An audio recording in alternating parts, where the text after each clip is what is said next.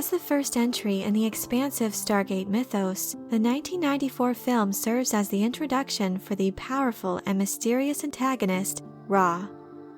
As the lore of Stargate was expanded through the various TV series, books, and games that followed, much was revealed regarding this memorable character, including a few tweaks from what was presented in his first on-screen appearance. In this video, I'd like to discuss some of the history of Ra and the effect his reign had in the universe of Stargate. Presenting himself as the personification of the Egyptian sun god, Ra is a member of a race called the Goa'uld, which are sentient snake-like parasitic beings, able to inhabit and control several different species as hosts. The Goa'uld are notorious in their thirst for domination, showing little to no mercy to their enemies. This fierce determination is perpetuated by the species' ability to retain the genetic memories of their ancestors. They also typically experience adverse mental effects from the continued use of sarcophagus technology, a device used to extend one's lifespan and rapidly heal injuries. Over time, the use of this technology contributes to an individual experiencing delusions of grandeur and intense notions of superiority. Ra was no exception to this. As a ruler, he was known to richly reward those who served him well, but also to heartlessly torture and kill any who opposed him. The first species the Goa'uld inhabited was the reptilian race called Unas. It was in this form that Ra made his first recorded appearance when Atok, the first alpha male of the Goa'uld, was killed by his son Apep. Apep then shared power among his underlings, which were Ra, Nut, and Thoth. A few thousand years later, the Goa'uld Anubis rose to power and killed Apep. In response, Ra was able to rally his brethren and instigate a 3 centuries-long civil war in Apep's name, resulting in Anubis's defeat and exile. Ra then organized a new leadership for the Goa'uld, called the High Council of the System Lords, installing himself as the supreme System Lord of the Goa'uld Empire. During his reign, he took the Goa'uld queens Egeria and Hathor as his mates. Hathor bore him a son, Harrow-ur. Eventually, the Goa'uld discovered small quantities of naquadah, a rare, super-dense mineral which can be used as a weapon. It is able to greatly amplify explosives and also serves as a basis for many advanced technologies, including the Stargates themselves. As a result, in exchange for shipments of this precious material, Ra offered the System Lords new Unas hosts, whose numbers were then severely dwindling. This initiated a new era of expansion in the Goa'uld Empire. Through this expansion, the Goa'uld would go on to meet, conquer, and make enemies of other alien species, including the Asgard, who immediately placed themselves in opposition to the System Lord Collective. Conflict between these two races ensued. However, the stolen technology of the Goa'uld paled in comparison to that of the Asgard. They remained enemies for thousands of years, resulting in many skirmishes and bloody battles. As was detailed in the SG-1 RPG, Ra eventually left his Unas host in order to take the body of an Asgard named Famrir. However, because of Famrir's genetic makeup, the connection between symbiote and host began to deteriorate. After being injured in a battle with the Asgard, Ra was forced to flee. It was then that he stumbled upon a rich alien world called Earth. Soon after arriving on this planet, Ra abandoned his Asgard form, taking a young human male as his host. Unlike the Asgard, this human form filled Ra with spirit and vitality. Humans proved themselves to be much more suitable hosts for the Goa'uld, as their bodies were easier for the parasite to maintain and repair. These primitive Earth-based humans came to be called Tari, and many came to view Ra as a deity. He then claimed Earth as his own and set up a Stargate in Egypt to keep in contact with the other Goa'uld and to inform them of his discovery. The discovery of the Tari led to infighting among the System Lords, who were each vying for the right to claim some of these humans as hosts. Because of this, Ra established an arrangement in which each System Lord was granted stewardship, giving them the opportunity to visit the planet and claim some human followers. These humans would then be taken to a world of that System Lord's choice to serve as breeding stock. Ra would go on to divide Earth into geographical zones so that no system lord would encroach upon another's territory.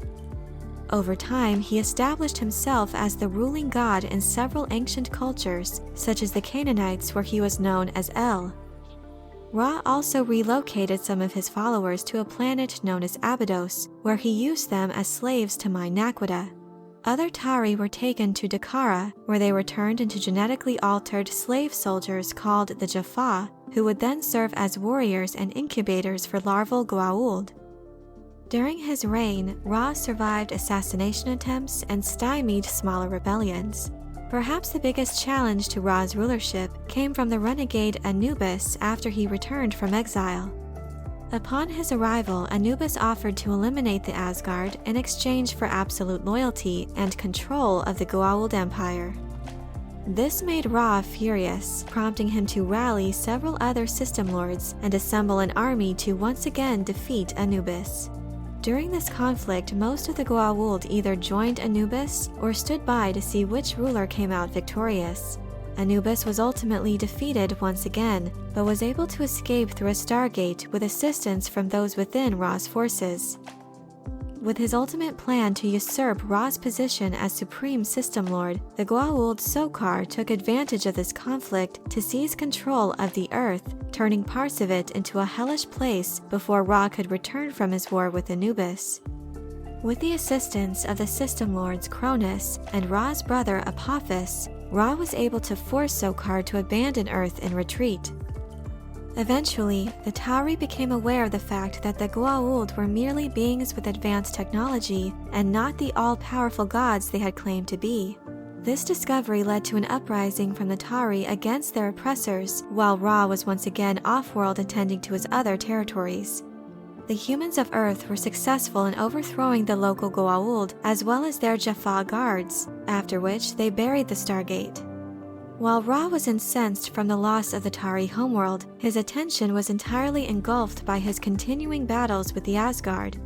At this point in time, the Goa'uld had established several other breeding planets as a source of human hosts, and as such he decided not to return to Earth in order to retake it.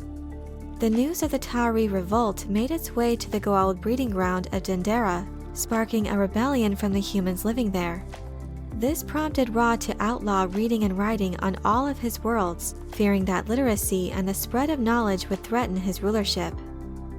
Throughout his long reign, Ra remarkably was able to maintain his place as Supreme System Lord despite many challenges to his authority, constant Goa'uld infighting, and betrayal.